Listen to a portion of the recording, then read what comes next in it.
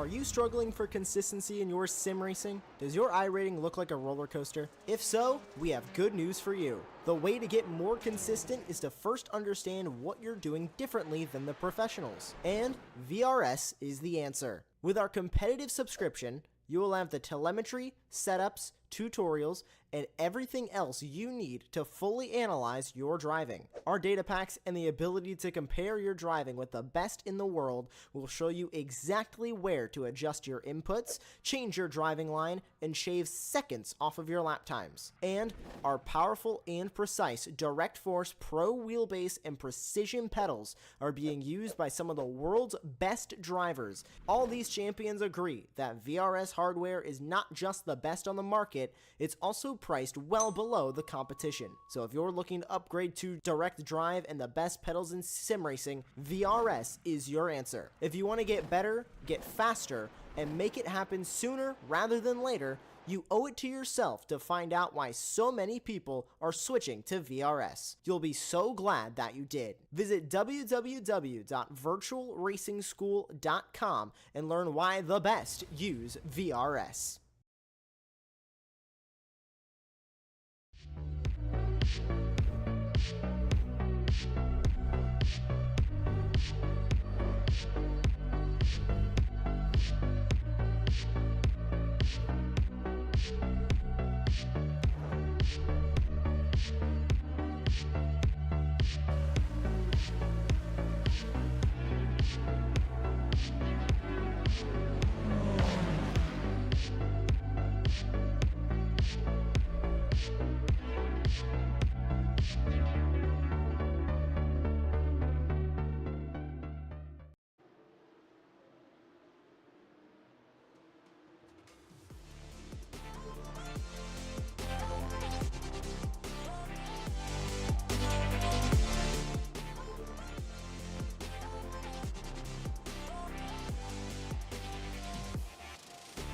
Whilst Aragon last week may have been an unfamiliar venue for the Apex Racing Academy Porsche Cup drivers, tonight's host will be a return to normalcy as they tackle the Spa-Francorchamps circuit.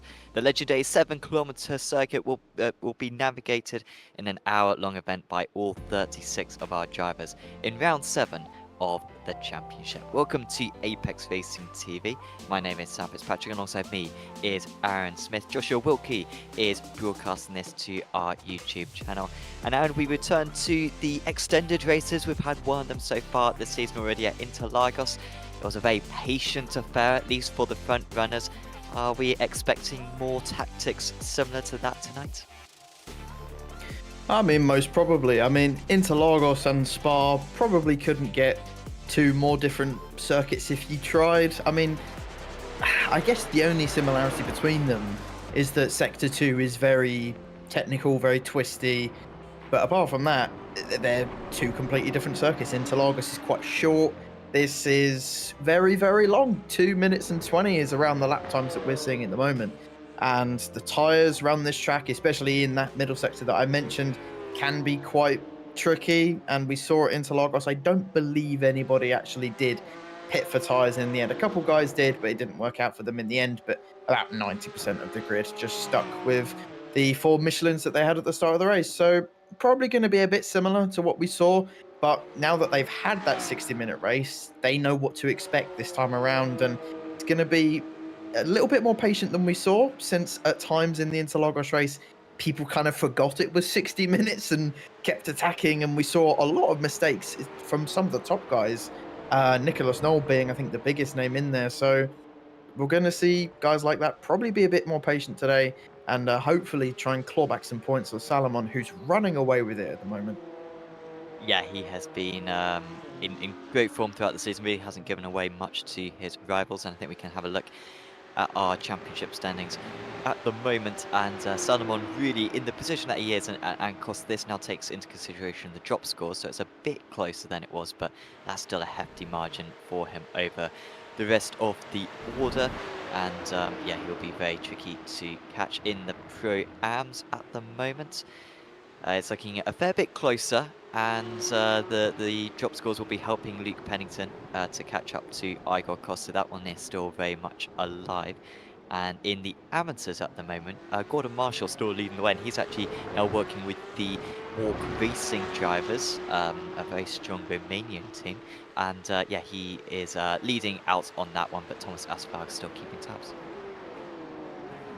I'd say, apart from the Pro Championship at the moment, we've got some good championships going on, and I'm quite excited, especially that AM. The AM is going to be the one that I'm looking forward to the most. I think Pennington and Kos is going to be a nice battle as well. We've seen Pennington have some really, really good qualifying pace as evidence right now. He's currently leading the way without our pros having done their lap times yet, but he's got good one-lap pace. But in the races, we just see him struggle quite a lot, actually. He starts to fall back fairly quickly. If he can get that race pace under control, he could easily be fighting with the pros, as he has gotten a pole this season. We must not forget he does have that pace, but he just needs to look after this car a little bit more, as it's a very, very tricky car to drive. I mean, you know, we're talking in our high seats right now.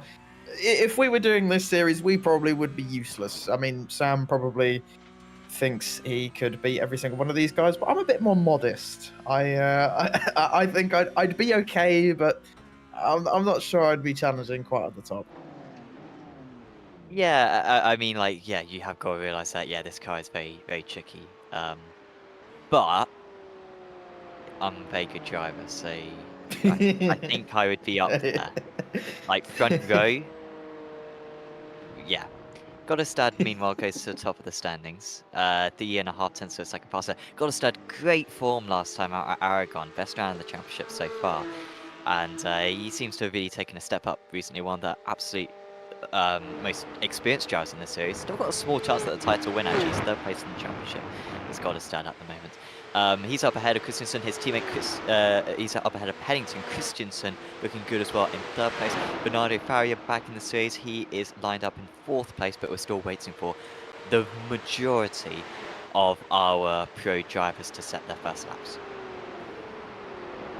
Yeah, and we have seen I think it was last round as well, that the difference between the pros and the pro-ams are just starting to get a little bit bigger. We saw some really quick laps from some of the pro-ams, which we thought might be able to get pole, and then the pros came out and, yeah, kind of demolished the rest of the pro-am field. And, well, we're seeing Goddard 3.5 tenths ahead of Pennington.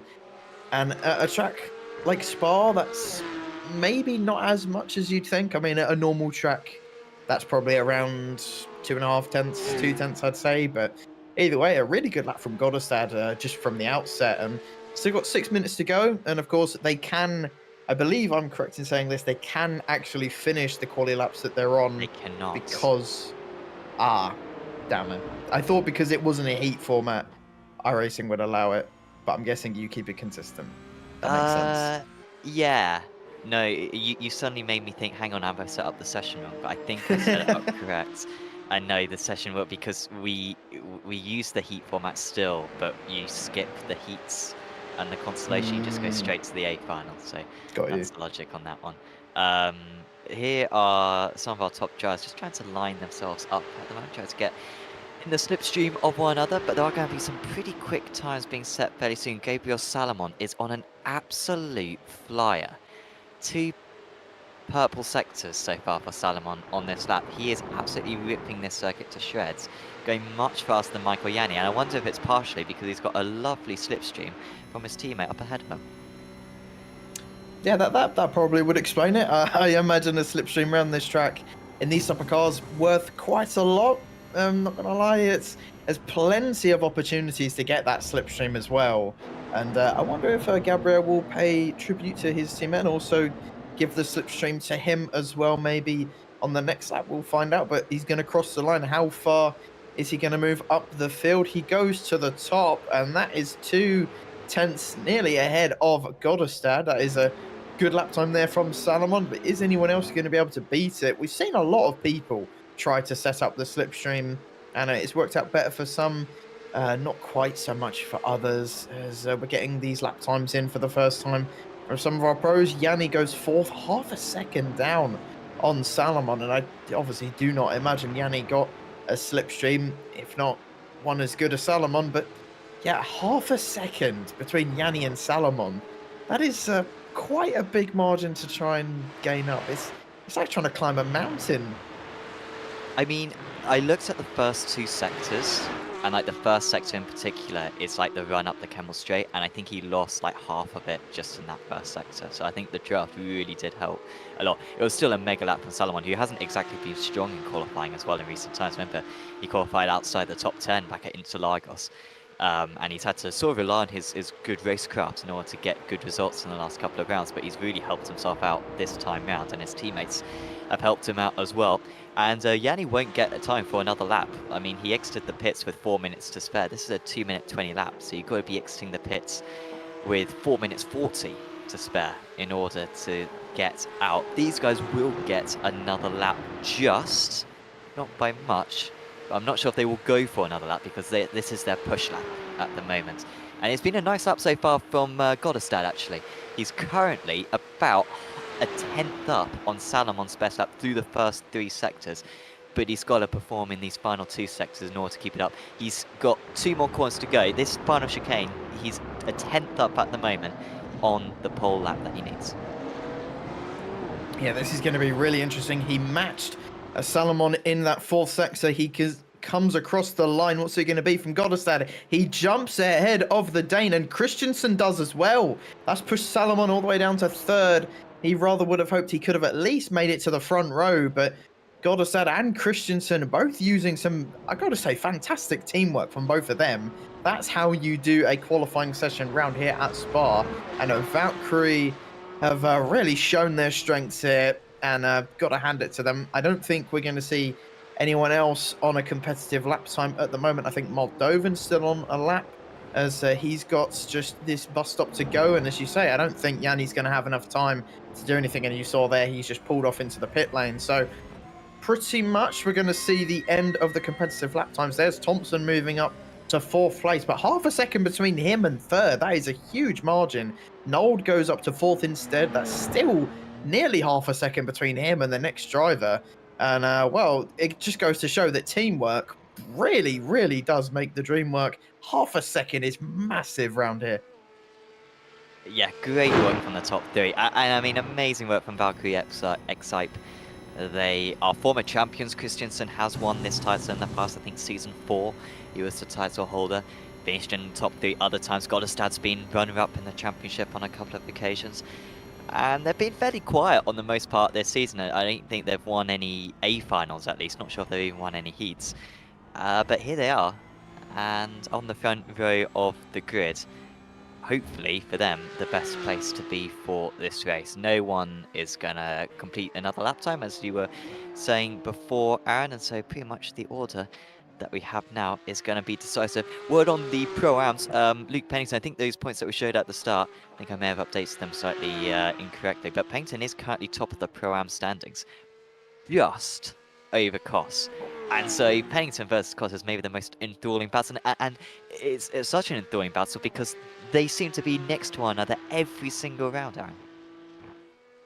Yeah, I genuinely am trying to think of a round where they weren't fighting with each other, but like, without them making mistakes. Yeah, they've been together pretty much the whole time. And I mean, that's what you want out of a championship battle, isn't it? You want to see two drivers who are basically on level pace, just going at it, seeing who can win and get the championship. And gotta say, I mean, this isn't British bias, I promise. I think it's going to be Luke. He's just looked like he's had that little bit of an edge this whole season, but I might have just jinxed it. I don't know. Well, it's an interesting one because Pennington is ahead of Koss by 8 points in the championship, 439 to 431. But he's actually outscored Koss in 5 out of 6 rounds. So he's been better than Koss every single round, but just by like 1 or 2 points. And so it's been an interesting one between the pair of them. Here is the grid then for round 7 of the championship. We've got Goddardstad on the pole position. Then it's Christensen, his teammate, alongside. Then it's Salomon, Nolder, Thompson, who's in good form. Pennington top of the Pro-Ams. Then it's Michael Yanni, another driver in good form. He won the last endurance race that we had by saving a lot of fuel. Bernardo Faria, his Pesk rival, in 8th. Then it's Koss, Key, Hammer, Wolfson, Madsen, Buyumi, Pedrick, Moldovan, Herrera, Hereford, Hotchup, Young, Mulder Cleaver's top of the AMS, great work from him. Corey Lazarus in 22nd place. Against Palomino, Gordon Marshall, Gottlieb Volta, Tommy Molliord, Eric Staropoli, Nick Horn with a good qualifying there for Nick, actually, up in 28th place. Next Bjorklund, Koopmans, Livingston, Langberg, Jensen, Pedersen. Bad news for the Alston drivers there. Borg and Higgins rounding out the 36.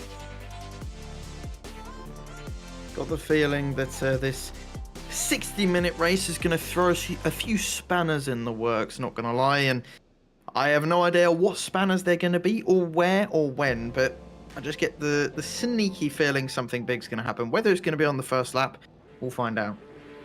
Okay then, 60 minutes of racing at Spa is underway. So poor start for our Paul Sid, so there could be a really good launch for Salomon from 3rd place, but he's just a little bit boxed in. He's playing it safe in these early stages, and Valkyrie Excite do get to La Source in the lead still. Behind them, Nolder with a nice run around the outside. Salomon really patient there, really cautious, and has lost him a place in these early stages as they start the plunge down the hill and up Radion on this first lap. Yeah, that was a good first few corners from all of these guys. It's fairly clean. There is a car that's just completely cut the top of Radion and just trying to avoid everyone. He's definitely got to slow down. And one of the Valkyrie cars just being boxed in there. That's Christensen, who's left absolutely vulnerable. That's Noel trying to go up the inside. We're on board with Patrick Thompson, who's going to try and look for an opportunity. And Salomon has just lost another place as well, but is going to try and put his nose up in there to try and take that position back. But I just don't think he can do anything. And this is what's going on in the midfield. It's absolute chaos, as well it is every single race in these cars. But Pennington. so far, yeah, Pennington has all the way to the back. Yeah, Pennington, something's happened to Pennington. I was just about to say it's been fairly clean, but clearly something has happened to him. But apart from Pennington, by the looks of it, it's been rather clean and rather consistent so far. But we're only about halfway through the lap, so still a couple more corners like Blanchimon where something can go very, very wrong. Yeah, they're really close as well going into Puon, like two wide, that's a 3 wide at times. Look at the gap that Godestad's got. I don't know what's happened. Well, I guess it was just the passing through Lecum that has really allowed Godestad to pull away, and I think he will be caught. But the dream start that he could have hoped for. Here's Madsen racing hard. He's up 4 places, is Nick Madsen. Good start actually for the man alongside him, James Bumy. He's up 4 places himself. Madsen's going to go wide. He hits him. Oh, and Bumy that's a and big one. Madsen are off in the early stages. And there just wasn't the room left. Yeah, we've seen that type of crash happen scarily often this season. Just 2 cars thinking they have enough room, either on the inside or the outside, and just kind of getting stuck to one another, and then they both get sent off into the wall. And well, that's Madsen and Gremmy's race pretty much over. And we're going to get a replay of what happened there. And well, like I said, we've seen this crash happen a lot of times this season, and just Madsen got a little bit of understeer and just didn't leave Grammy enough room on the outside, and out they both go. And that's a very, very quick end to these 60 minutes for them. They are the 2 drivers who have had to come into the pits on this first lap, both of them towing back. So Godestad leading the way. Top of the Pro-Ams now is Igor Koss, and this could be huge for the Pro-Ams. Koss starts his 2nd place out of the Pro-Ams, Pennington in 1st place, both in the race and in the championship.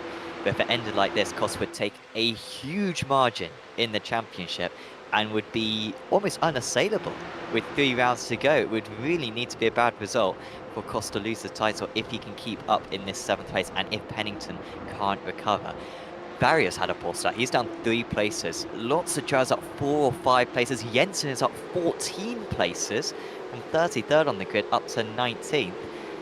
And Michael Yanni as well has had an awful start. I wonder if Yanni and Pennington collided with one another. And Yanni's now had a second definitely incident. And the man who won our last endurance event at Interlagos is going to take an early shower. Yeah, just catch the end of that. I'm not quite sure what happened there, but I mean, I did say something. I felt something was going to just happen in these opening laps, and well, it turns out my prediction was true, and I'm now a prophet. But something we need to remember about the Pennington-Koss battle, and I think you might have mentioned it, is the fact that Pennington, although has beaten Koss most of the time, I think it was his round 1 that was so utterly poor that he cannot afford another bad round. And if it stayed like this, like you said, because Koss has just been consistent and finished every race, he would have such a big lead, and Koss would have to have a terrible last few rounds for it to be close enough for them to battle again. Barrier getting underneath. He's not left a lot of room. He's from Brazil, so a decent amount of ping. We're going to be able to get a replay of the crash that we saw a few moments ago, and it's going to be another quarter panel, it looks like, and this was just Yanni making his way back up through the order. This one Gottlieb, Volta, and just a bit of lack of communication between the 2. Yeah, I'm not gonna lie, I didn't really like the defensive moves there from Volta, not gonna lie. It was sort of, he went to the right and then went back to the left, and I can promise you Yanni's gonna have a couple words to say about that probably after the race. But yeah, didn't really like the moves there made by Volta. But hey, it's racing, it happens all the time, so just move on to the next one. But apart from that, gaps are starting to open up a little bit. Nold is closing in on Godestad as well, we've failed to mention. And that's Salomon, who I believe was one of the drivers who went the longest in the 60-minute race we had at Interlagos, because he just fuel saved so much. And you heard there as well him clutching in very, very early and again. So this is definitely going to be a patient game over these 60 minutes. It's going to be saving tyres, saving fuel, and then probably a 10-minute sprint at the end. Yeah, saving the off tracks as well. They're limited to just 17 of them. We might get a replay of what happened to Luke Pennington on the first lap.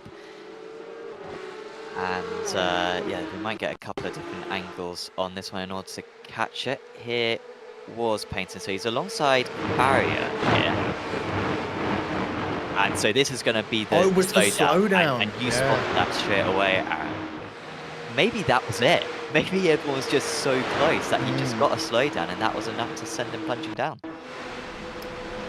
Yeah, I've seen that happen a couple of times, not only in this series, but I think he was one of the guys who, yeah, we saw who went off onto the grass, and well, that's going to give him another slowdown. That's Yanni who's been sent round as well. Not sure who he collided with, but that's a horrible start from Pennington. That one slowdown has absolutely torched his race, but luckily for him, it's 60 minutes, so he's got a lot of time to make it up. He's got the pace for it, so we'll just have to keep an eye on him. Yeah, so he's trying to serve the slowdown here, and then he just gets scared of taking the racing line, and he sees some smoke ahead of him as well. And he gets another slowdown, and it's so bad on lap 1. So he's got 2 slowdowns, and one sort of bred the other. Messy for Pennington. And yeah, he has a lot of overtaking to do. Really frustrating because his pace was fantastic. I think he would have had a genuine chance at a podium tonight if he had been able to put it together. Here's Simon Multicleave, was leader of the amateur drivers at the start of the race. Not anymore. Gordon Marshall is now the leader. He's up in 18th place. Multicleave is down 3 places overall, down 3 places as well in class, and is battling with Luke Pennington behind, Gareth Higgins ahead, who are not shabby drivers themselves. No, he's got a lot of work on his hands, and don't forget, Pennington is literally getting a front row seat of all of this. Muldercleave going for a very bold move. That's Higgins just trying to squeeze him a little bit, as you say. Tiny bit of contact there, a little bit more contact. They've got to be careful, because this car, although it can take a punt or two like that, there's Pennington going right through. That was an opportunistic move. That was clean, it was calm, it was collected, and that is a very, very good move from Luke Pennington. And if he does a couple more of those, he'll find himself within the top 20. And, well, his race, although isn't ideal at the moment, could very much still get a decent result today. He's got the pace. I'm a bit jealous of Pennington because these races are the types of races that I think I'd quite enjoy. I'm a fan of the reverse grids. We don't do a whole lot of them. We used to do many of them in this series even. We don't do them a lot now. But he's just got an hour here, and he's got a line of 15 cars, and he's just going to be picking them off one by one. Do you enjoy those reverse grid races? You know, some of those F3 races or F3 races where you're out of position, Aaron, or did you not find much satisfaction in it? I've got to say, I have to agree with you. I don't know if you remember, it was fairly recent, the last round of ARL prototypes, I think a couple months ago. When I got spun on lap 1, I was last and still managed to finish 3rd. And I think you guys interviewed me after the race. That was 100% the best race I've ever done. It was so much fun. And as you say, coming through the field, those types of races are just super, super fun. It just, when you're coming through the field, it just motivates you, gives you that extra boost of pace. And you can't quite explain it as a driver. No. And that's Walter getting sent round. He just loops it all by himself coming around the final corner. And I believe that was Haug who just had nowhere to go. And unfortunately, well, Walter's got some driving to do of his own now, like we were just talking about, coming from the back of the field. But yeah, those races, and I think if anyone watching this is also a sim racer, or even a real life racer, I think we can all agree that those types of races where you're coming through the field, it just gives you that extra little boost of pace. It is a lot of fun, and these guys have been making their way up through the order. Quattrop and Young, these guys have been battling a lot recently. Young is going to keep himself partially alongside. Good awareness there from Quattrop to leave him a bit of space. Hereford is right with them, and this trio have been battling with one another for really ever since lap 1 of the race. And Quattrop is still having to go defensive down into the right-hander of Bruxelles. And now into No Name. And they've got quite a queue of drivers behind them. There was, by the way, a slowdown for Pedersen on the last lap. Pedersen's lost the best part of about... I mean, he's lost over 5 places, I think, is Pedersen. He cut the final chicane and got a slowdown. And that is why he's down to 25th now. I am one of the people in iRacing, and I'm definitely not alone in this. I do think they need to do a slowdown rework, because it is very, very harsh.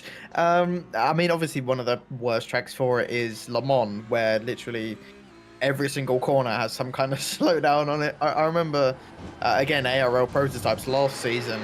I got a second slowdown on the first lap. Literally was lost by the end of the Le Mans straight. It's the slowdowns are not fun, but sometimes they're just caused by you wanting to avoid accidents. I do think they do need to be tweaked a little bit, but I understand them completely. Just think they need a little bit of a rework. That's all. What we need, and I was having a rant about this on Friday, and I'm glad you brought it up. What we need is iRacing to actually put in physical deterrence on the circuits. I don't care if in 2010 Spa had a curve here. I don't care. It's probably moved since then. Just change it, all right, and make it so that it makes sense in sim, and that will stop slowdowns and just have physical deterrence. That's the solution.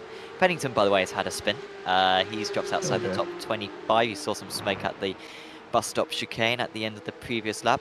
The guys up ahead of us are still battling as well, but let's get a replay of what happened to Pennington, whose progress has very much been stalled. This was with Gareth Higgins. I mean, by the looks of it, oh, it seems like he just got on the brakes a little bit better than Higgins in front and just went into him. I think that's an accident that I think many of us have had, where the guy ahead just brakes a little bit early, you brake at your normal point, and it's neither driver's fault, but it's just one of those things. And oh, there's another incident for Pennington, and his day is just getting worse and worse. And I wouldn't be surprised if he escaped. And he's still going to continue. Oh, that's a bad rejoin. Really that was bad rejoin. not a good rejoin there at all. And well, and just heard in voice chat, someone is very much complaining about that rejoin. That was really not ideal for him. I think that was Howell who was the one that rejoined. Could be completely wrong on that. Was it Koopmans who came across the really bright yellow car? I think you're right on that. Yeah. Oh, Yeah. he did hit him. He didn't spin, did Koopmans.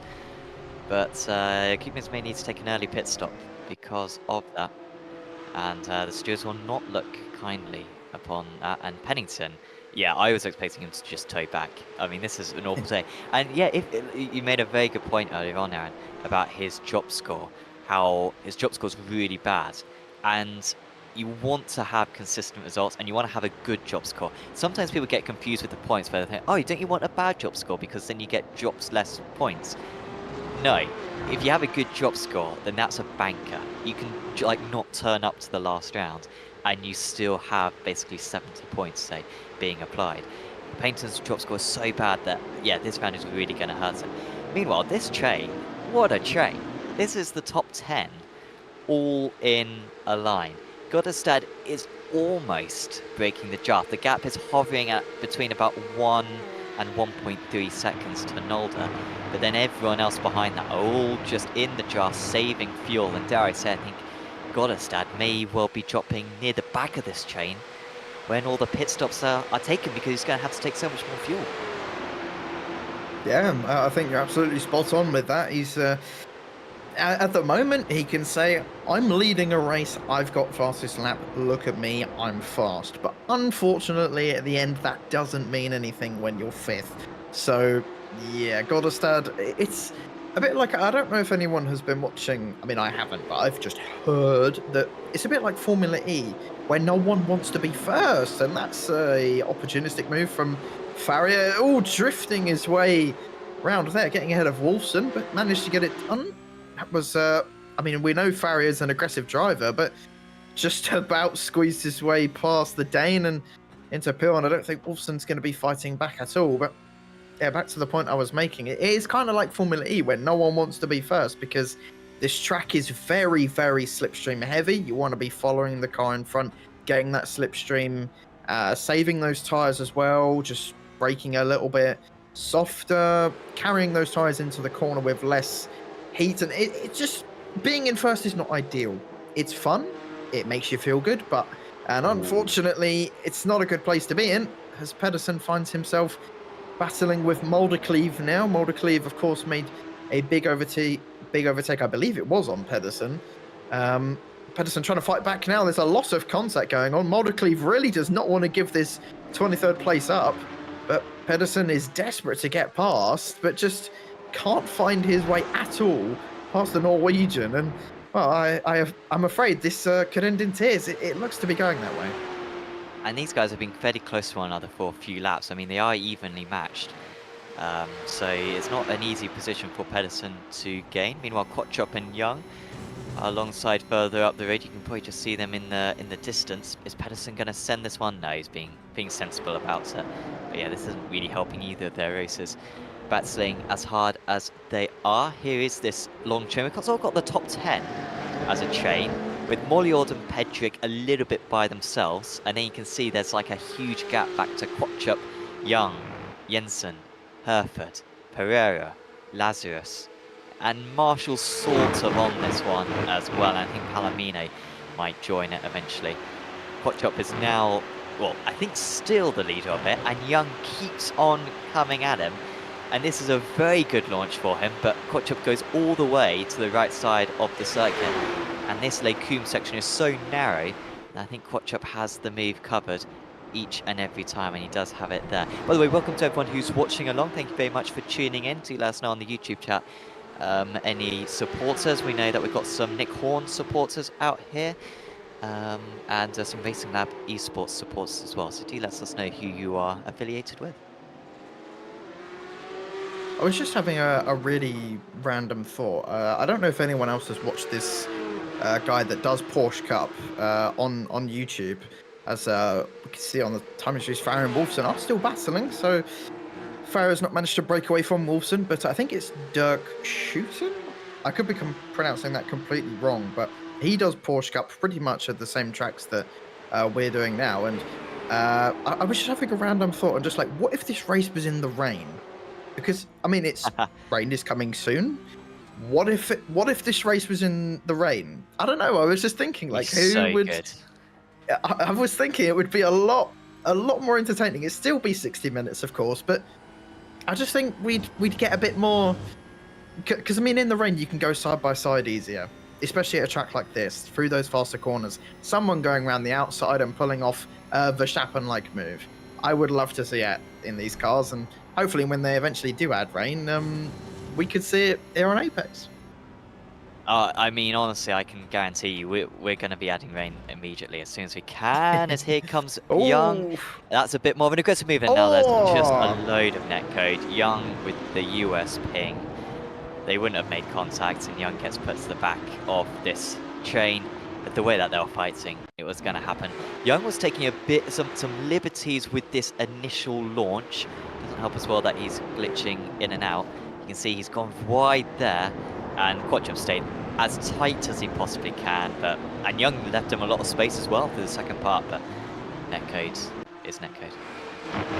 I do think that Young was being a little bit optimistic with that move. I mean, it was a bit of a lunge, and I think they probably would have made a bit of contact regardless, but I mean, yeah, like you said, that was just US connection, wasn't it? It was just huge netcode, and really unfortunate for Young, who was really doing quite well in this race, but still got another 40 minutes to go. Anything can happen, but just puts a little bit of a dent in this race. And also would like to mention that the Goddestad and Nold gap has come down quite a lot, and well, it's gone from about 1.2 seconds to about 3/10 in the space of a few laps. Yeah, it came down, yeah, very quickly, very suddenly. There goes Hawk up a position. I think we might have a replay of an incident that involved Gordon Hawk's teammates, Simon Moldcleve, and he is now down to 31st position. No, this is with Pedersen again. They were fighting hard before, and I wonder...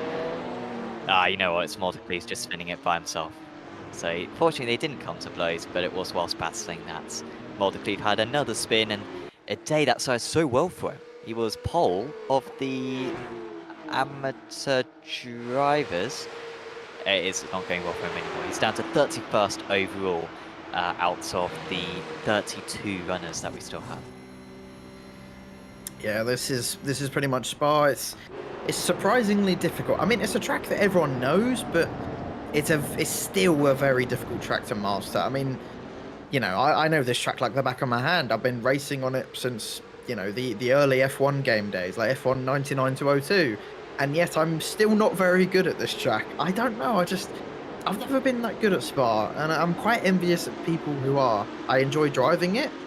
I'm just not that quick, which is a bit of a shame. And I hope that my pace suddenly gets better over the next few years, because I do quite like Spa. Very fun to race, very fun to watch, and yeah, just a shame I'm a bit terrible to be honest. But yeah, I mean, these guys would put me in my place. So yeah, it's not one of my strengths. I mean, when I won the BSR Radical Winter Series Championship, this is actually my second lowest scoring round. So yeah, it's not one of my best, but to stop me from winning the title. Koss moves up to 6th position overall. He's got past Glenn Key. I wonder if Key will be quite easy about that one, because they were losing a bit of time to the pack ahead. The pack ahead have all sort of squashed together. They've all had a real nice draft as they close the gap to Goddestad. The draft has sort of been exaggerated between them, and they've all got together, but this 6th and down have got a bit detached. They've now got 2 groups. So Koss now needs to play some good laps, and I think he's got the capabilities of getting the gap back down to below a second of Salomon and getting in the draft. You can see he's had a nice middle sector so far on this lap. We've still got the top 10 all in play at the moment. Moldovan and Pedrick still working hard to bridge the gap and bring themselves back into contention themselves. I just realised something I said at the start of this race. I thought, because we were talking about the Pro-Am Championship, I thought that Luke Pennington was going to win, and I said that out loud. Wow, yeah. Look what I've done. I mean, he's had one of the worst races of his life. I mean, he's down in 26th place. He's down 20 places from his race start. He's 35 seconds off the lead. What have you done? It's all my fault. Yeah, I take sole responsibility for this. And Koss is going to have a 1 million point lead now in the championship. It's quite unfortunate what I've done. And if Luke Pennington wants to know my address, 0121 do one. That's what I'm going to say. Good lap. What a lap that is from Koss. I mean, it really seemed like he was struggling to get back with Salomon, but I mean, Koss's last lap took out a nice 3/10 from the gap ahead, but I think he lost a bit of time with the overtake that he made as well. So yeah, just good work from him. Higgins is into the pits. I wonder if Higgins had damage, because this is the earliest you can pit and get to the end of the race. Typical rule is that the tank can go an hour, but we limit the tank to 60%. So you should be able to go 36 minutes, and we've got 36 minutes to go. So Higgins will be pushing it on fuel. This is a high fuel consumption circuit, but he should just about make it to the end. Pennington, come on, man. You've had enough crashes. Koopmans has already been wiped out by an incident that Pennington had, and the incident that Pennington had caused the driver to rejoin into Koopmans' path. So they've already sort of had a relation in this round. Pennington's much faster. It's only a matter of time till he gets past. Yeah, Pennington's got some really good pace, and well, let's see how his luck fares in this overtake as we head into La Com now. He's going to try to go on the outside. This is often actually the best line if you can make it work, and well, Koopmans didn't make the inside line work at all. So he has to be super careful. Was that Walter? It was Koopmans who was the victim of a bad.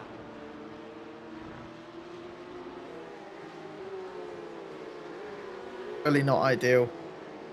That's not ideal from Koopmans at all. And well, like you said, he was a victim of a bad rejoin at the exact same place and decided to reverse straight back onto the track. So yeah, not an ideal rejoin there from Koopmans at all. And I think it was Walter who was the driver coming through. So yeah, he's a very, very lucky boy that he didn't actually make contact with anyone. But nonetheless, the guys at the back are really struggling. And the guys at the front are still just battling away. You thought they might want to save fuel, but nope, they just want to make their way further and further up the field as Farrier gains another place, and he's up to 8th place. Farrier's been rather impressive, actually. He had a bad start, lost, I think he was all the way down to 12th at one point, but up to 8th now. He's still got the opportunity to get, I'd say, at least up to 6th place. It's a half move just in the back end. I was concerned there was going to be contact between Hammer and Wolfson, but they managed to survive all right. Liam Slip Diffs asking, has Pennington upset half the grid? Not exactly. I don't think there's anyone who's actually annoyed by Luke because he just got a couple of slowdowns on lap 1, which is half as issue. And then he had a collision down at Lake Coombe, but I don't think that one was necessarily his fault either. So I think he's all nice with everyone still on the grid, but he's just been involved in a lot of mess so far. A couple of Sim Racing Norway drivers, the Hemi team coming into the pits, Hawk and Langberg. They make it so that I think we've had 4 drivers who are still running in the pits so far, and we should see, I think the front runners should be able to get to about 40 minutes into the race before having to take their one and only pit stop. I mean, I think we saw, I'm trying to remember the furthest we saw in Interlagos. It was around 40-ish, 5 minutes. It was, yeah. But Interlagos is a very low fuel consumption, whereas I think here is a bit higher.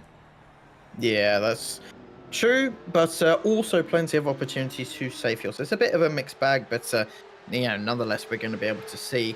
And of course, with a longer track, meaning they have to save a lot more fuel. So we'll see who comes out the benefactor at probably in about the next 20 minutes.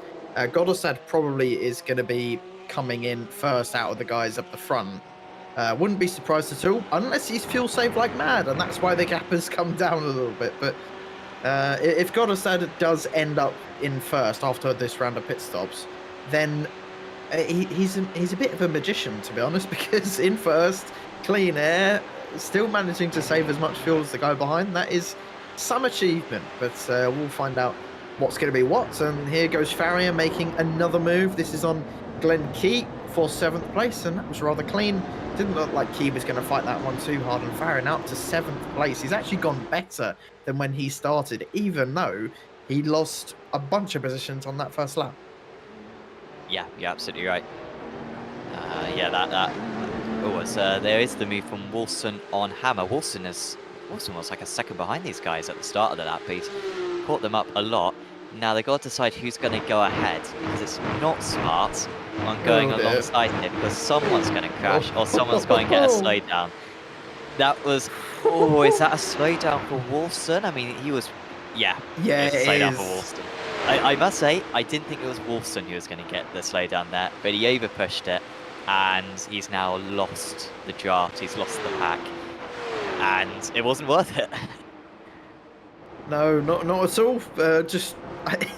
He honestly should have just sat behind and gotten him at the end of the straight, but oranges and apples, I guess. And that's what I was saying about the slowdowns.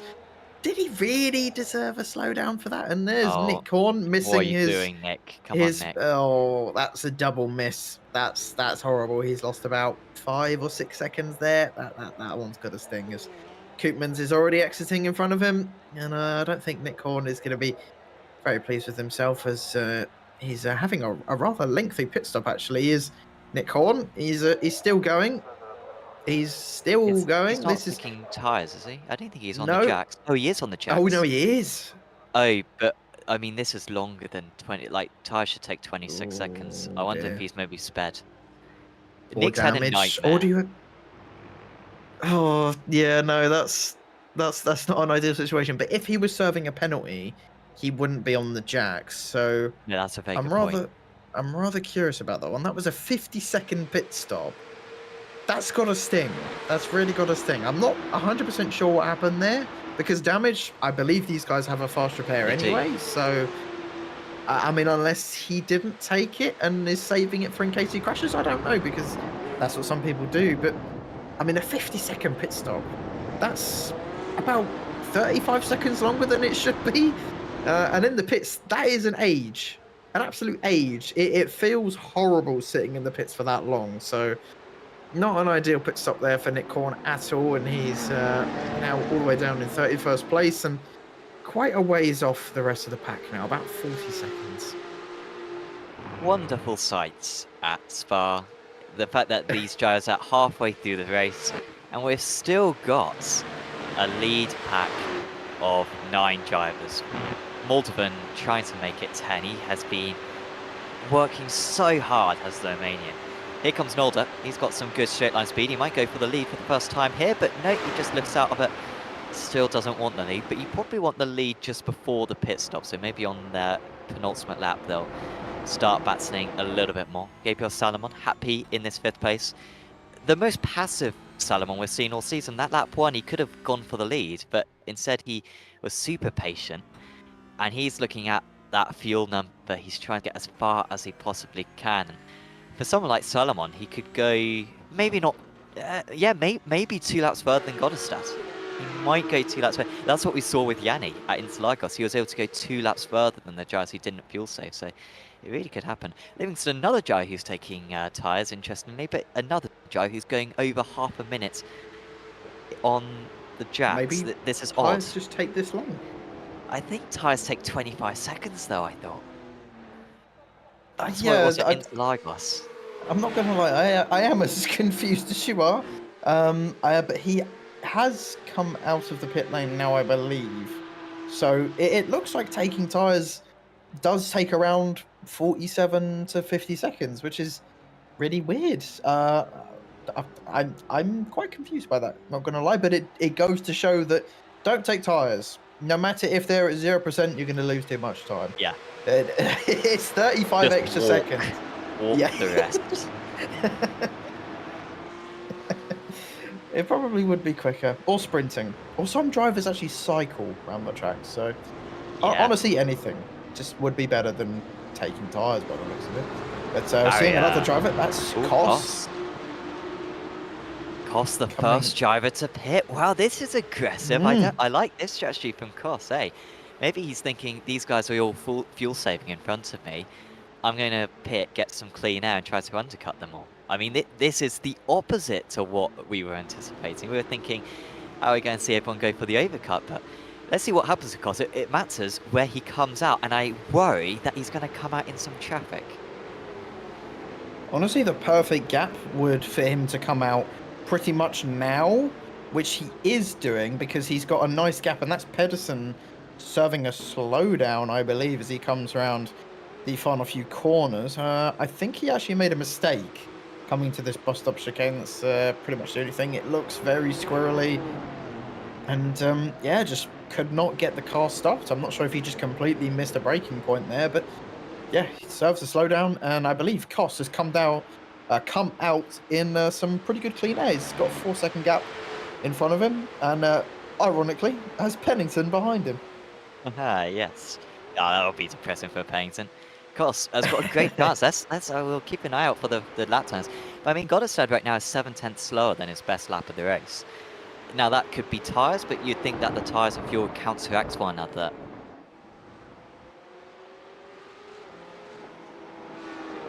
From Igor Kos, albeit his pit stop was quite long, 15.6. We've seen some drivers be in the 13s so far. I wouldn't be surprised if some of the top guys were as low as the 11s or the 12s. Shout out, by the way, to one of our sponsors, Apex Racing Academy, the touch sponsor for this series. Of course, Apex Racing Academy providing setups and data packs for lots of different cars on iRacing, whether it be the Porsche Cups or whether it be GT3 cars, the GTP cars, and many, many others. So do check out apexracingac.com if you want to get faster on iRacing and get tuition from some of the best drivers in all of iRacing. Godestad is pushing hard. I think he's coming into the pits here. I think the rest of them are all going to do an extra lap. Well, I I'd was like wrong. to find out, and you're wrong. Well, that's Wonderful stuff. Honestly, doing those predictions as a commentator and then turn out to be wrong is, yeah. I'll not get one on of them right this year. Well, I mean, either way, maybe Godestad has just found a bit of extra pace. Maybe he took one lap to just cool those tyres down. I'm not look quite at the break. sure. Look at the He's draft.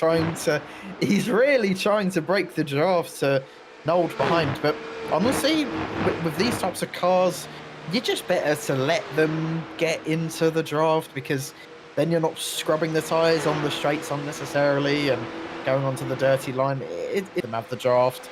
Honestly, they've already got the overspeed on you. It doesn't really make that much of a difference, and you're just wearing your tyres out. And especially in a race like this, it's not exactly something you want to do. Seems like Glenn Key has lost touch a bit with these drivers. He lost about 0.6 of a second to Farrier that last time. Now Salomon's actually got Farrier behind him now. That would be a tight one, because Salomon's got eyes on the race win here. Farrier's just been overtaking everyone. whilst they've been fuel saving. He's been making his way up through the order, so Salomon's got to be careful here. He doesn't want to lose this 5th position, but Farrier's not going to hesitate. One of the most aggressive drivers that we have in the series. Yeah, looking quick at the moment. Still top of the Pro-Ams, by the way, is Joe Pedrick, but of course that's only because we had the pit stop earlier for Igor Koss. Top of the amateur drivers is Gordon Marshall ahead of Palomino and Bjorklund. Not much change on that, and Marshall in that train with the likes of Kotchup and Lazarus, Pereira and Young and co. Currently in those mid-team places. In fact, Young's had a couple of poor laps, I think. He's down to 16th place. He's dropped behind a few of these drivers. Oh, of course, he had the spin at the bus stop, didn't he?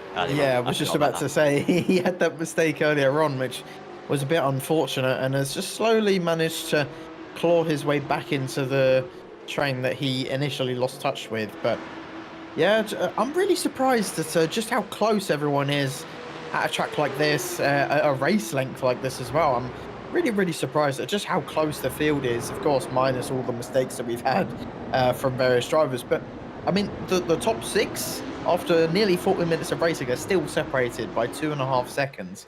And as you mentioned, including Farrier, who was, all the way and down and out of it for about the first 20 minutes, and it's just had some really good pace. There's Hammer getting past Key, or at least attempting to, but most definitely has left himself vulnerable for this straight going up. Rouge and Radion, as a Young, just speaking of, comes into the pit lane as well. We're just to see more and more drivers going for different strategies here, starting to think, oh, do I want to undercut? Do I want to overcut? Should I take tyres? Which is obviously wrong. We're just seeing a bunch of different strategies, but might have, apparently we're hearing that Young might have made contact. I'm guessing with the wall. It's not an easy pit entry, this, but wouldn't be surprised if he maybe clipped the wall on entry. I think I had a teammate who, I don't think it was in a race to be fair, but I think it was a practice session, managed to fall down the hill on the pit lane entry here. It is a steep drop. It was. He was all right. But by the way, you might be thinking, has the Igor Koss strategy worked? And I can adamantly say, no, it hasn't worked. His last lap was 8/10 slower than the race leaders. Ouch. So the leaders have upped their pace, and Koss is a bit slower than what he was doing before. So I think this one will leave him. It might still leave him ahead of Moldovan, but I think he'll be 8th place at best. He was running about 6th or 7th, wasn't he, before he was around Farrier, I think. Yeah, and I mean, I've said this before, it's always best, pretty much, unless you have traffic in like a multi-class race, it's always best to just run the tank dry. You have the lowest amount of fuel. It just makes the car lighter and faster. It's just pretty self-explanatory. I know most drivers know this, but honestly, the only time you really want to pit early is if there are tyres involved, or if you're in a multi-class race. If it's just fuel, which most of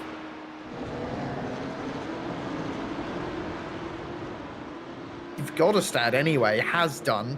Nold, Farrier, Hammer, Key, Moldovan, Wolfson. I'm pretty sure this is going to be the lap where we see most of the drivers coming into the pit lane, but the other drivers like Thompson, Christian, and Salomon have just absolutely saved fuel constantly and have just managed to eke one more lap out of the car. They could really gain some good amount of time from this. And Godestad get out of the pits first. They should be launching any time now. Here they go. Godestad is still ahead. He's stayed ahead. Farrier. Slow pit stop for Nolda. Farrier has got ahead. But honestly, it wasn't that quick a pit stop for I mean, 12 seconds. 12 seconds is good.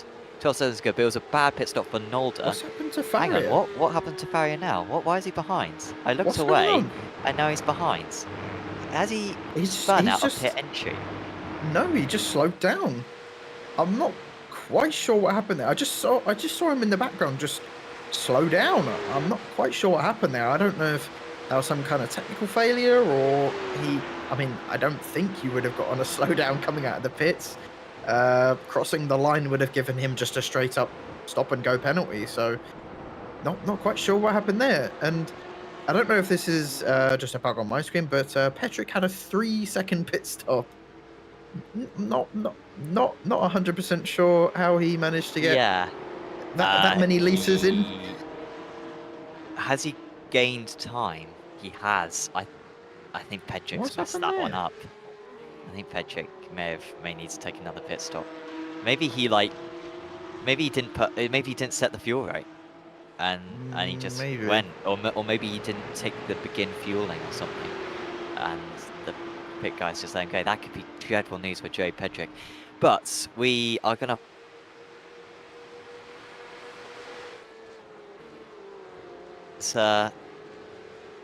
Is gonna work out, or whether it's going to be one of these other drivers who manages to get ahead. I mean, how on earth has... Well, of course, Goddestad was leading before, wasn't he? And... Salamon's still going. What? Wow. He's Yeah, done what Yanni did at Interlagos.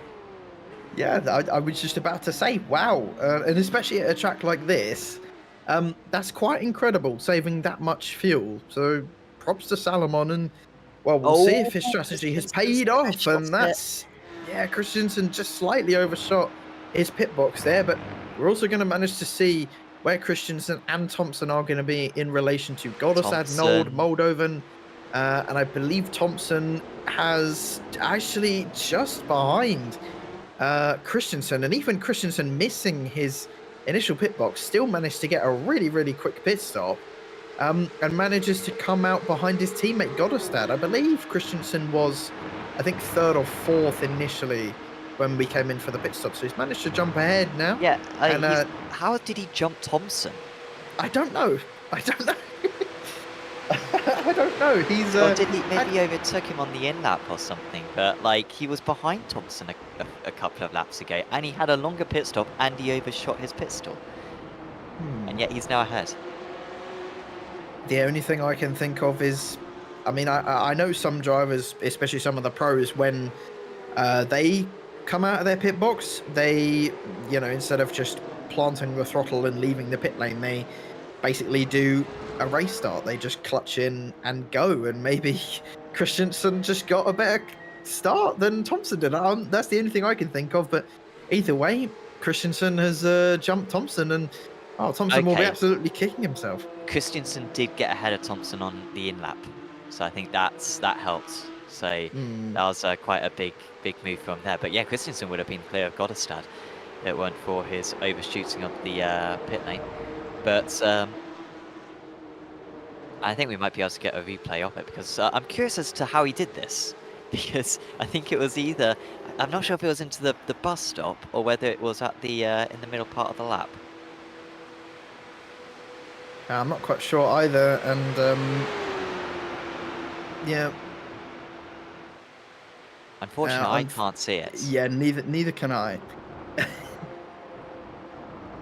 And well, by the looks of it, he got past it on the chicane, and well, good job from Christensen, to be honest. And we've said this before many times, that if you want to get ahead into the pit stops, you got to do it before. And well, Salomon finally is into the pits now, and this is going to be interesting to see where he comes out in relation to these guys. Salomon is still in his pit box. He's coming out now. This is going to be close-ish between all these guys. Salomon had a very short pit stop, and look at that.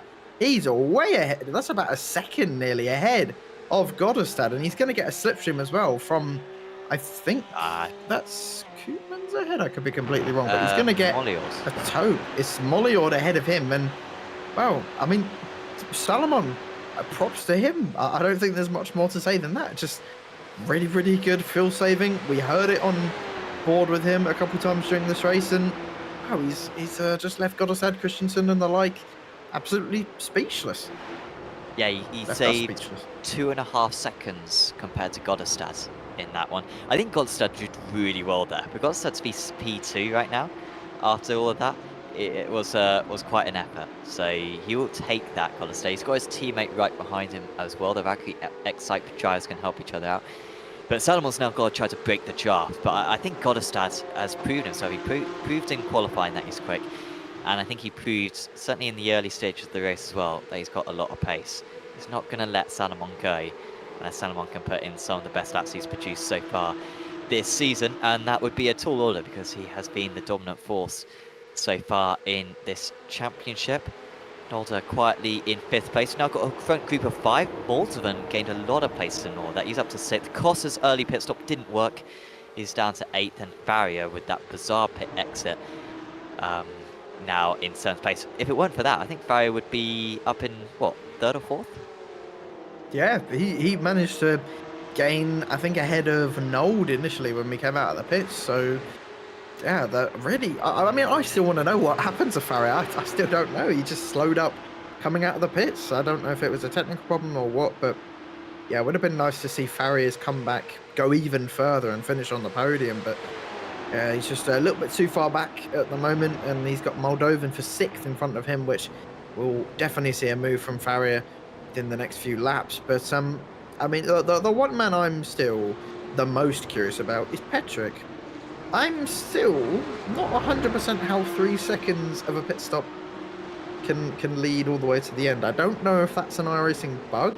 I have heard that there are fuel bugs that can happen, but I am, if not, then Petrick has the quickest fuel nozzle pit crew in the world, because that's incredible. I just looked at the replay of the Farrier thing. He got stuck in 1st gear when he came out of the pits. Like, it wasn't even the pit limiter. He literally came out of the pits, accelerated, was in 1st gear and just held in 1st gear for like 5 seconds.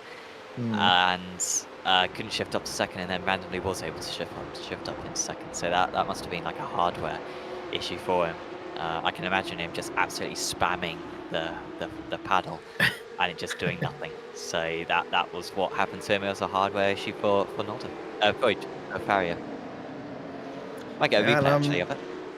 Yeah, may as well, as it's starting to just quiet down a little bit. And yeah, I'm gonna have a guess that's hardware related, but yeah, like you say, just absolutely spamming the paddle and nothing happening for Farrier, which honestly is rather just spoilt the end of his race. And yeah, just absolutely horrible for Farrier, and I really would have liked to see him fight for that podium, but yeah, just these hardware failures happen from time to time, and we just know how quick he's been today. And I don't believe he's won a race this season yet, but he has had some really, really good pace, but oftentimes just hasn't had that luck on, especially those first laps where it just gets a little bit unfortunate. But today, even though he was unfortunate again, still managed to have really good pace. So Farrier can still be proud of himself. He's still put on a fantastic drive and is nearly already a second ahead of these guys as Kos now tries to get back up into 7th place, probably where he should have been.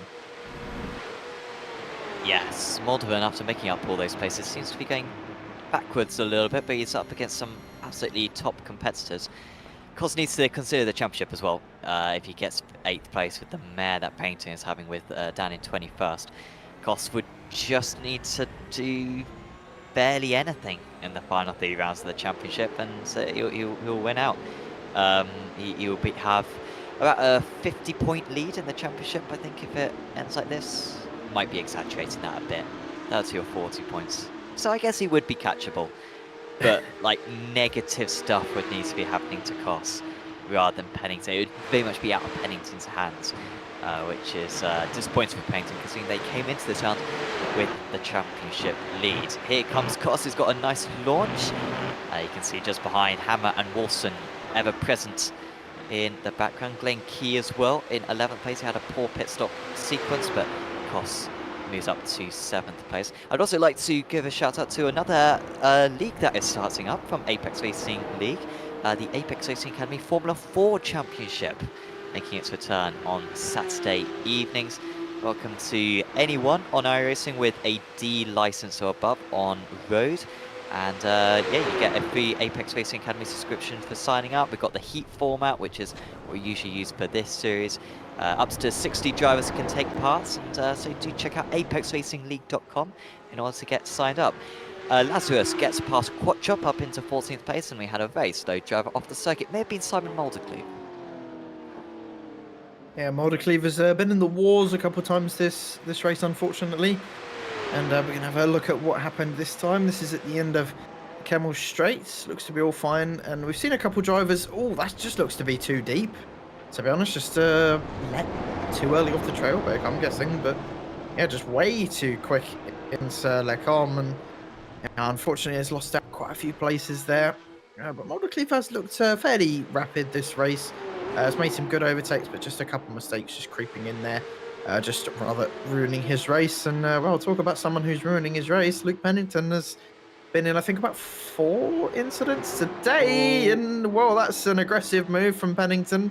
Definitely angry driving, but still managed to get it done. He's up into 20th and has got Palomino 7 seconds ahead of him, which is probably a little bit out of reach. We've only got about 8 minutes to go in this race, but yeah, Pennington has had some good pace, but just not really had the best of luck.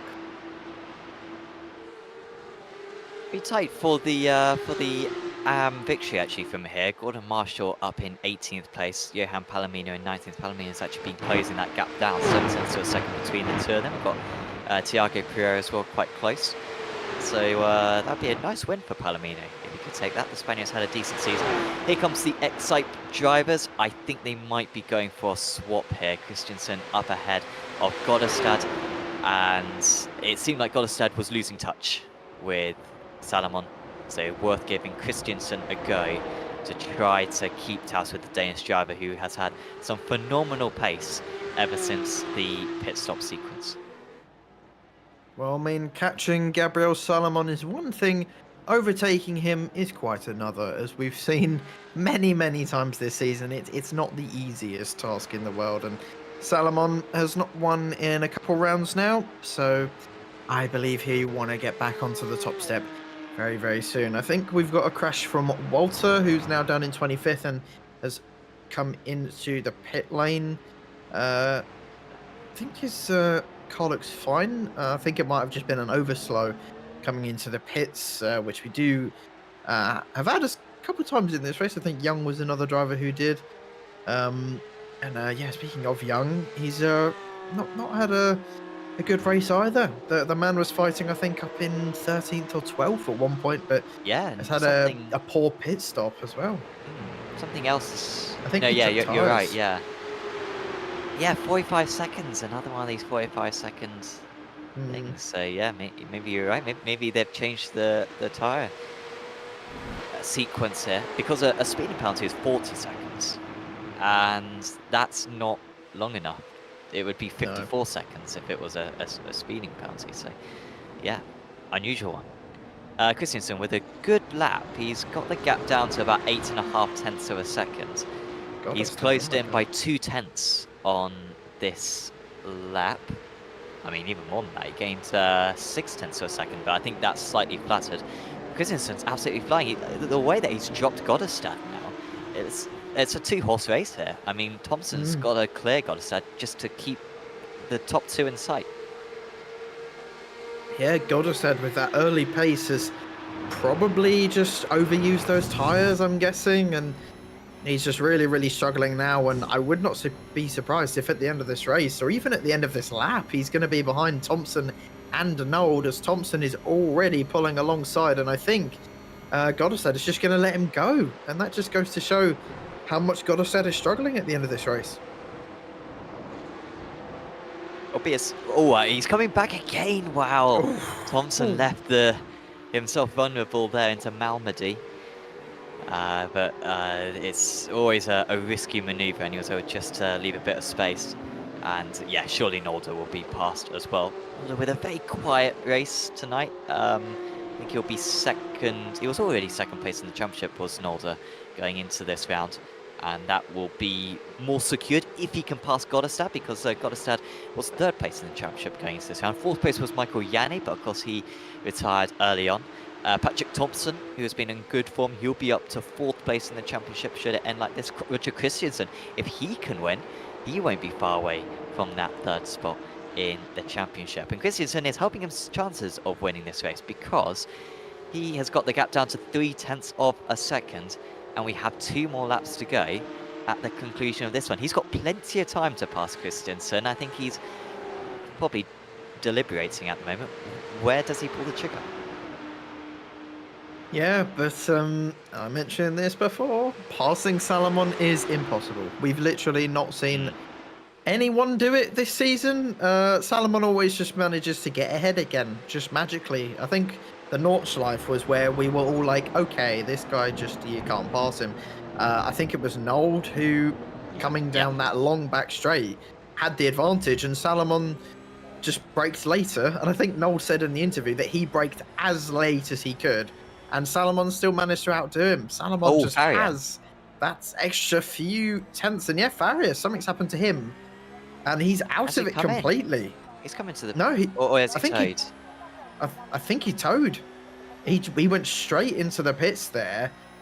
And wow, something big has happened to Faria. I'm not sure if he collided with someone. I think he was battling with Moldovan. Or did he get... I think he might have gotten past... I'm not quite sure, but either way, here comes Christensen on Gabriel Salomon. But we know how brave Salomon can be as we head all the way down this Camel Straight into Lecom. Now they're inches apart from each other, but they're being fair with it. Christensen with the outside line. If he can make this work, it is the better line. But now Salomon has the inside. Coming into these next few corners is going to be the ideal line. This downhill braking is so tricky, especially side by side. They're still inches apart, but it's still fair between them both. And Christensen just has to back out, as Salomon was really brave there, and shows off why he is one of the championship favourites in this season and is only a couple rounds away from winning his first championship, possibly. And Christensen, just absolutely nothing he could do there, giving it everything, but Salomon just had that little bit more in his back pocket. So I think we're going to get that replay of what happened to Faria earlier on. I wonder if this was with either Hammer or Moldovan. This is Kos behind him. And he's just spun. And that's the disadvantage there for Kos, and then everyone else is just spraying behind and just continue on their battling. So Kos has somehow dropped down to 9. Well, that explains it. But would he have got that much damage from that? I mean, it seemed like initially he didn't lose much time. Yeah, I mean, the only thing I can guess is it probably affected his straight line speed and just was absolutely vulnerable coming onto the Kemmel Straight. I mean, that's the only thing I can think of, really. And yeah, unfortunate for Kos, he would have been up to 6th otherwise. And yeah, it's just one of those incidents where Faria just spun and there was nothing he could do. But I think we'll take a look at the replay in a second. But first, this is going to be white flag. And we'll look at this replay and then get back on the action of first place. I think he had, that struggling straight line speed. You can see he's down Ks and he's dropped time ever since then. So easy for Moldovan to be able to make up that move. But let's see if Salomon can hold on here. They are going up Eau Rouge and Radion for the final time in this race. And a race that starts out so promisingly for Valkyrie X-Type. Can they get their first race win of the season? It looks almost a carbon copy of last time. This time with a little bit of extra bumping. They are exactly the same, but can Christensen turn the tables this time? He's got some extra speed, he is ahead. Salomon is sliding around. Christensen is sliding around as well. Thompson is trying to take advantage of this, but the Valkyrie X-Type driver is scampering away. And if the second and third place drivers keep on battling like this, he could well be on course for his first victory in a long time. The gap is 0.5 of a second, and it's now in the Danes' corner to try to bounce back. Well, this isn't over yet. We've still got one long straight all the way to the bus stop to go. And like you say, this could be Christian's chance. But Thompson there just going very wide at Blanchard, and he's just managed to keep it on the track. But that's pretty much put Thompson out of this fight. And it's just going to be between Salomon and Christensen. We've got about half a lap to go now. And that was really brave from Christensen. Even if he does end up finishing second, he can be proud of that one. That was a superb move on Salomon. The first man we've seen put Salomon under some real pressure, actually. And, well, real big props to Christensen for that. There's a car stops on the left. Not 100% sure who that is, but this is the last chance for Salomon. He's 0.3 back. That is quite a ways. He's going to have to send it through Blanchimont. It is tough in these cars. There is a little bit of dirty air. You can see Salomon just losing a bit of time. Is Salomon going to go for the move into the bus stop? He's going to try it, but I just don't think it's going to be enough. He's trying it. He's sending it up the inside, but he is so lucky Netcode is on his side and didn't make contact. But it's going to be Roger Christensen for the first time in a long time who wins here at Spa. And Salomon gave it absolutely everything from 5th to 1st, but unfortunately just could not hold on to that lead. And it was some good team play from Valkyrie X-Type as well to allow Christensen to attack Salomon and eventually go on to win the race. That was some good teamwork there. And well, I'd say Valkyrie have definitely been the team today. They've, of course, Godestad got pole. They were superb in qualifying. And, well, they just about managed to win the race in the end as well. Christensen is going to be one happy boy. And, well, I do not blame him. The celebratory donuts there as well. And also would just like to mention that Kos only just won in Pro-Am by 0.2 of a second. He came into pit on that last lap for a quick pit stop, I believe, to take that fast repair. And, well, nearly paid the price for it as Petrick in his 3-second pit stop still managed to finish in 12th place. But wow, that was a fantastic end to the race. And for the first time this season, Salomon has been outbeaten on racecraft. Yeah. Awesome work there from Christensen. And he could have gone for something a bit sort of low percentage, like on that last lap, because he may have thought, oh, well, it didn't work last time, I'm not going to try it again. But he just went again, and he just did it that little bit better that second time round. Carried that little bit more speed into Lacoum, and that was enough. Wonder if we could get a replay of Moldovan on the last lap as well, because Moldovan got overtaken by Wolfson and Hammer on the run to the line. And I think he may have run out of fuel, Moldovan, because he just had no speed, it looked like, coming out of the chicane. It dropped him from 6th position down to 8th. So here he is, fine at this point, but he loses 2 places on the run. Or was it just a bad exit? I mean, he's just choked, it looks like. Possibly, but it could be a combination of the two, to be honest. Yeah, I think he has run out of fuel. Yeah, I mean, his pit stop was incredibly quick as well. He's one of the fastest pit stops on the entire grid, but well, that might explain it. Just a tiny less fuel that he would have needed. But wow, what a finish! And there's Bjorklund being spun round there. There's celebratory donuts from his teammate, and well, yeah, I'd say even though that was a 60-minute race, I know some of these drivers don't like it, but I don't care. That was a fun race, and I don't think we've got another one for the rest of the season, unfortunately. Which I think we have one. It's like Imola or something. I think we have. Oh, Imola, that's going to be good. So yeah, there should be. Oh no, it's the last round. Yeah. Yeah. Oh yeah, I remember. I put it as the last round because then it's easy to calculate scores. So that would make sense. Just easy points. So yeah, nice work for myself there.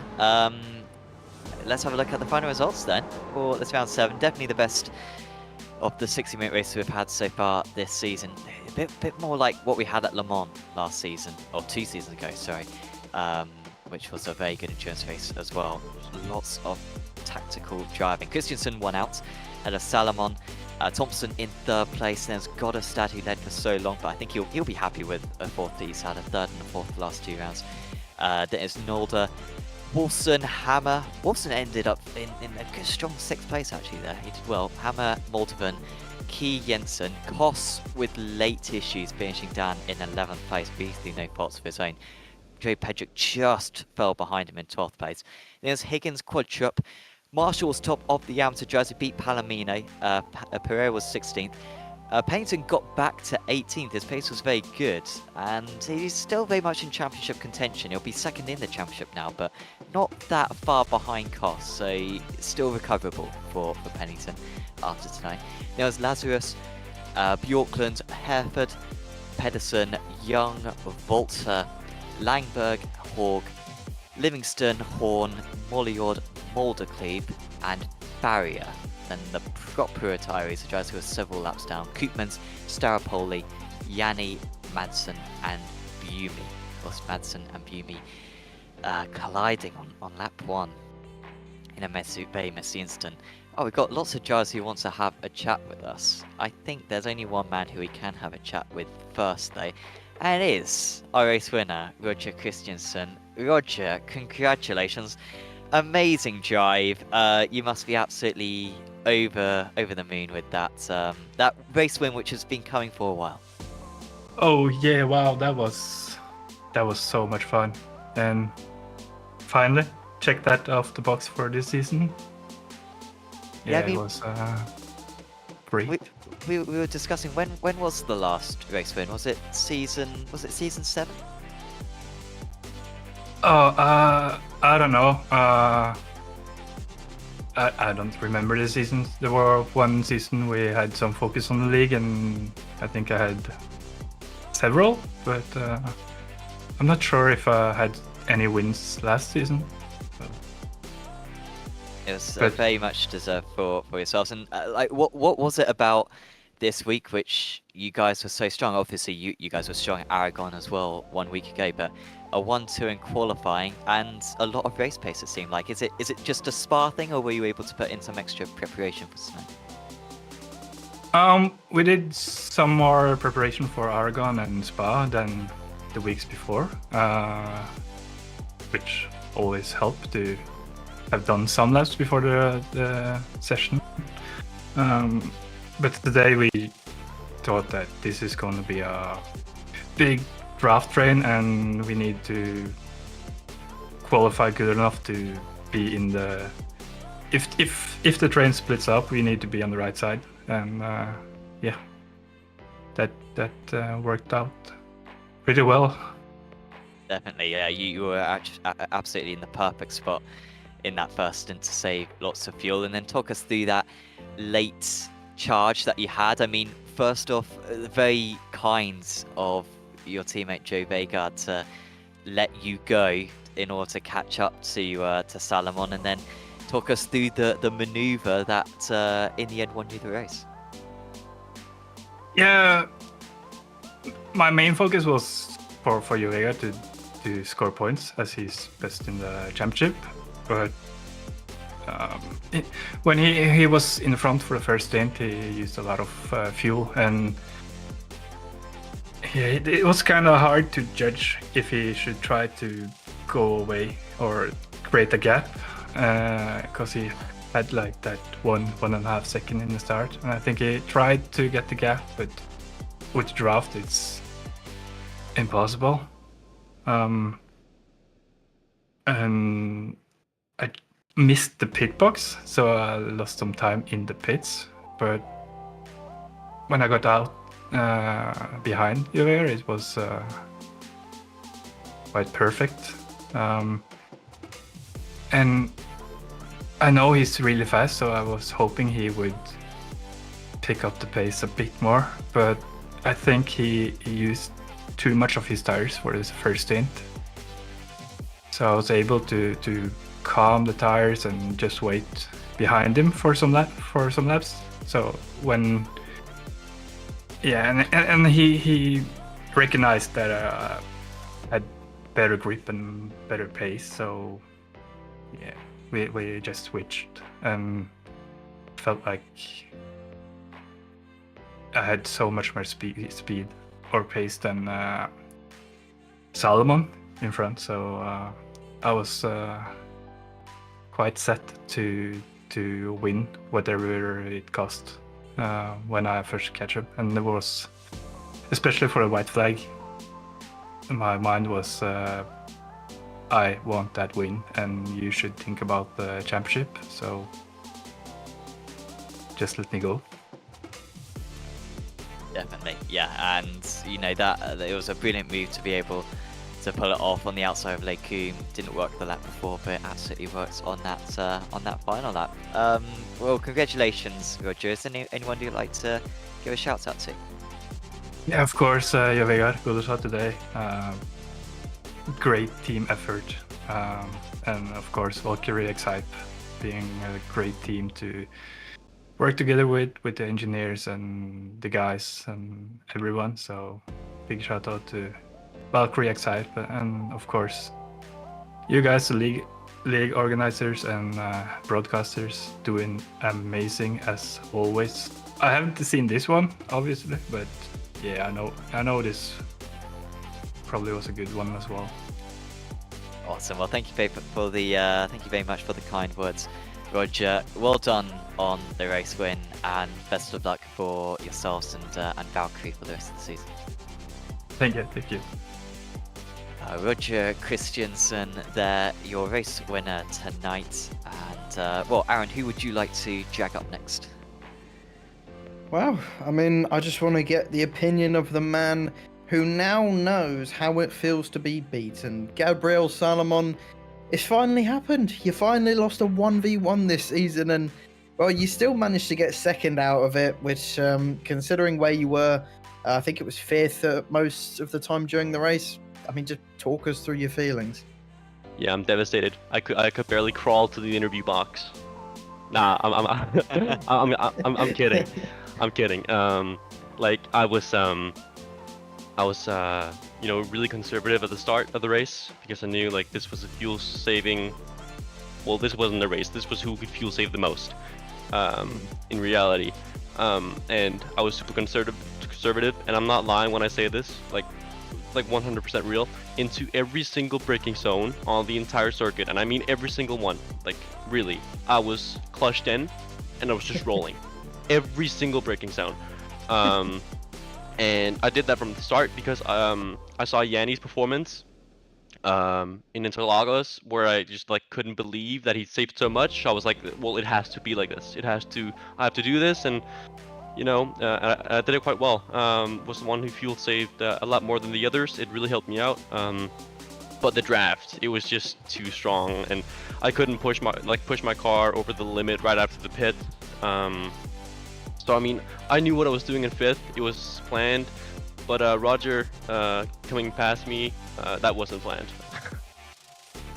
Well, yeah, as drivers, we often don't plan for other drivers being quicker than us. We just think we're absolute machines and we can win every single race. But honestly, the team play from Valkyrie, it was basically a 2v1 in the end. You had Godestad as well, who just lacked a little bit of pace towards the end. But yeah, I mean, the fuel saving for you was really, really good. But I mean, honestly, do you think there was anything else you could have done today to try and get that win, or was it kind of on the limit?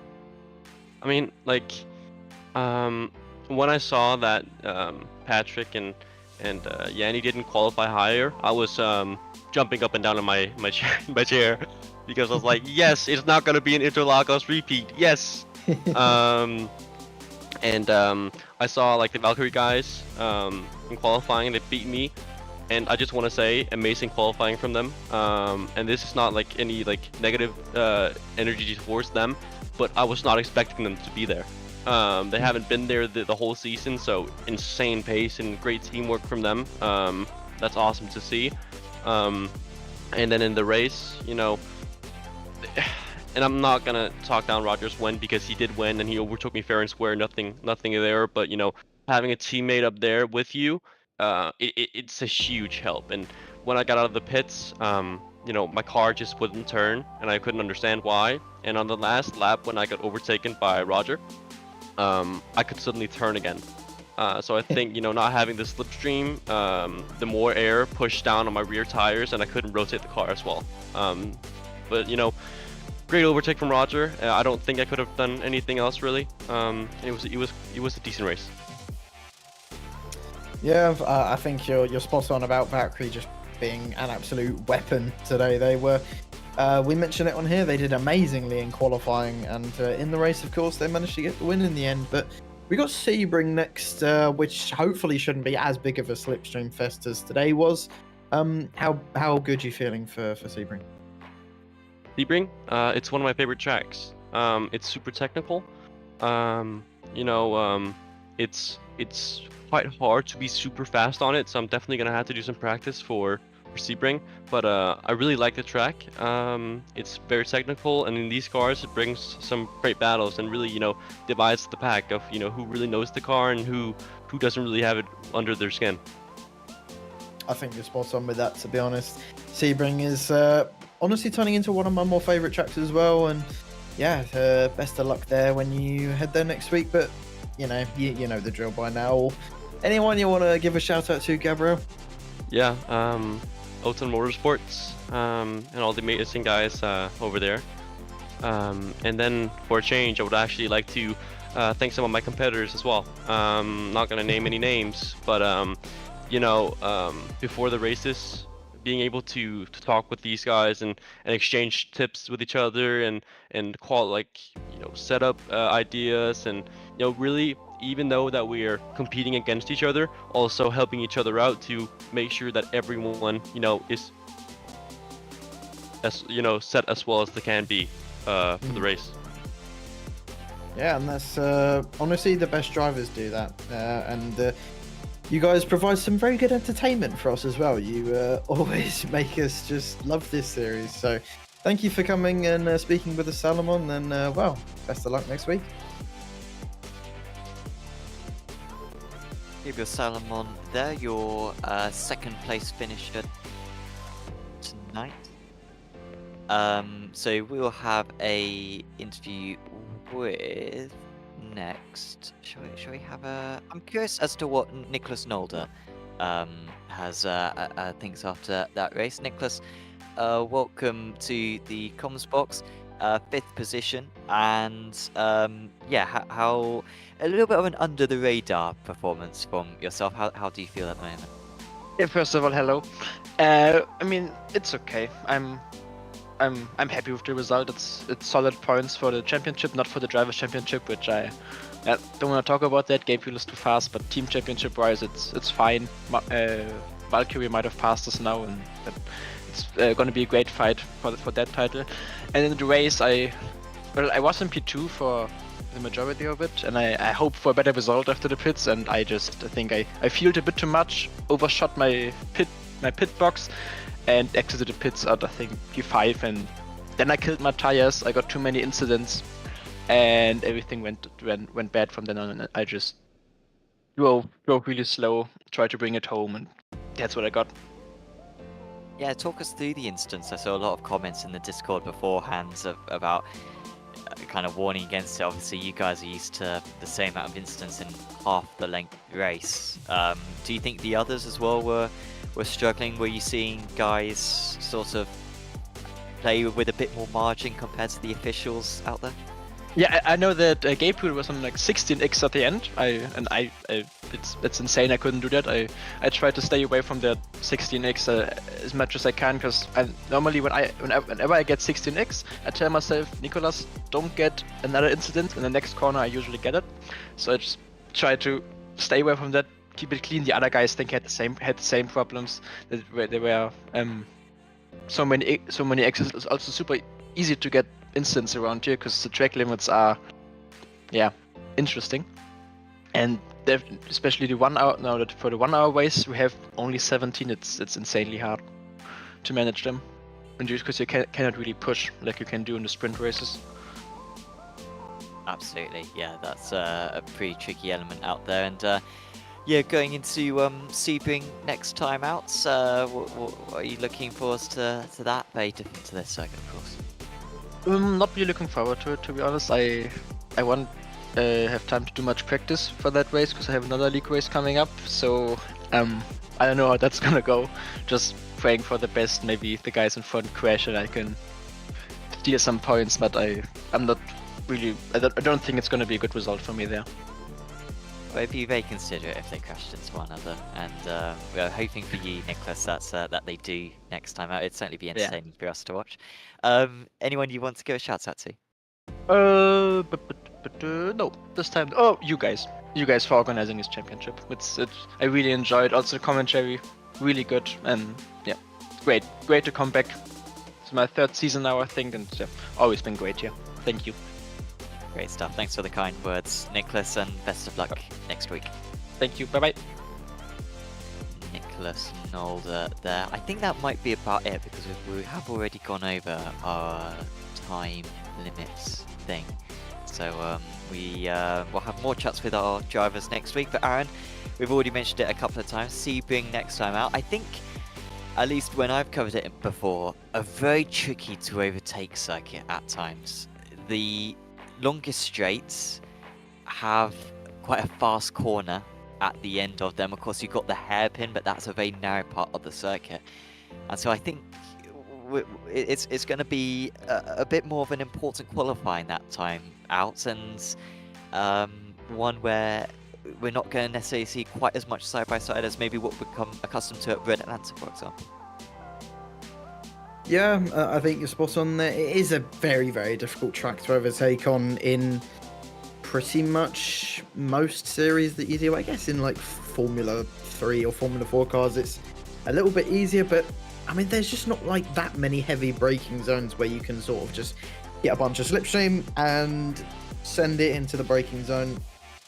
I think there's just too many technical corners for that to really be possible, but it's still a very, very fun circuit. Last season in ARA Prototypes, it was probably the closest I got to a win. Unfortunately, I messed up my strategy because it's me. But yeah, it was very fun. I really enjoy Sebring now. It's slowly becoming one of my more favourite tracks. And as a Brit, I hate to say that, I really do, but it's going to be a good drive, especially with the heat format coming back. It's going to be chaotic, but fun. Yes, and that will of course be next week on Apex Racing TV, same time. And of course, if you've enjoyed this stream, please do leave a like on it, subscribe to the channel. We've got loads more action coming up. We've got on Thursday, we've got the BRSCC Mazda Championship, which is really good. Real life drivers racing MX-5s and the racing so far, and that series has been absolutely phenomenal. We've also got ARA Prototypes as well, over 50 GTPs taking part in that series. And we've also got the GT3 Trophy on Friday, our studio broadcast. And the Radical Racing Challenge, we've got the Weekend Warriors on Sunday, and many, many other series. So do make sure to subscribe to the channel. Check out the Apex Racing TV social media accounts as well. Updates on iRacing and highlights from all our events are on there. Also the Apex Racing League social media accounts as well. And of course, do make sure to check out apexracingleague.com and the new Apex Racing Academy Formula 4 Championship. Sign-ups are open on that, starting on the 3rd of February. But for now, from myself, Sam Fitzpatrick, from Aaron Smith, and from Joshua Wilkie, Roger Christensen is our race winner here at Spa. We will see you back at Sebring in 7 days' time. See you then.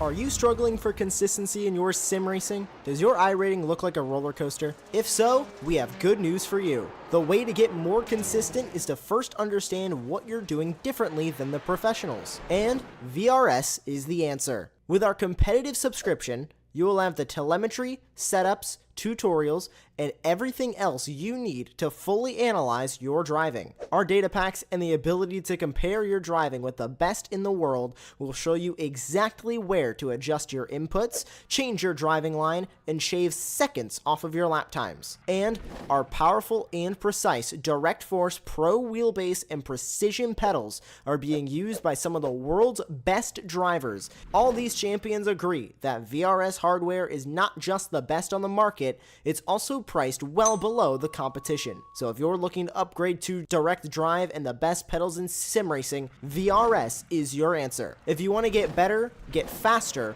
and make it happen sooner rather than later, you owe it to yourself to find out why so many people are switching to VRS. You'll be so glad that you did. Visit www.virtualracingschool.com and learn why the best use VR.